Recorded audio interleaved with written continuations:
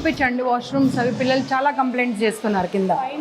వెళ్తున్నారు మేడం, ఇక్కడ వెళ్ళడం లేదు, యూజ్ చేయట్లేదు కాబట్టి ఇవి చూసినా వాళ్ళే చెప్తా ఉన్నారమ్మా ఇవే యూజ్ చేస్తున్నామని చెప్పి.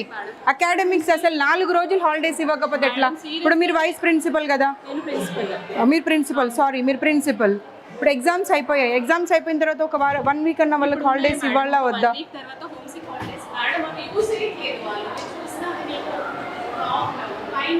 పిల్లలు చెప్పారండి యూజ్ చేస్తున్నామని, వెళ్ళే వరకు డోర్ తీసే వరకు జెంట్స్ ఉంటున్నారంట.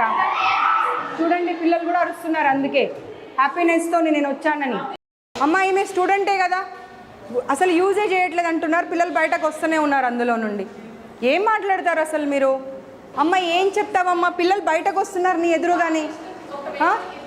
వాచ్మెన్స్కి వీళ్ళకు సెక్యూరిటీ వాళ్ళకు వీళ్ళకి అందరికీ ఒకటే బాత్రూమ్స్ ఇచ్చేసి మీరు. యాక్చువల్లీ చెప్తాను వినండి, ఇక్కడ యూజ్ చేయొద్దని మేము ఫ్రీక్వెంట్గా చెప్తున్నాం. పిల్లలకి కన్వీనియంట్ ఉండి ఇక్కడికి వస్తున్నారు, లేదంటే హాస్టల్కి వెళ్ళండి అని చెప్తున్నాం. అదేనమ్మా, వాష్రూమ్ వస్తూ ఉంటే పరిగెత్తుకొని ఎక్కడికో వెళ్ళలేరు కదా.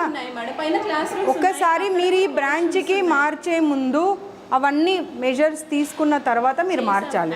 మీరు మార్చకుండా ఇవన్నీ ఏం చేస్తూ ఉన్నారు మీరు? అసలు న్యూ బిల్డింగ్ కన్స్ట్రక్షన్ అన్నప్పుడు బాగుండాలి, బాలేవు అని అంటే దాని అర్థం ఏంది? చెప్తున్నాను, you have no right to say anything. Just keep quiet, just keep quiet.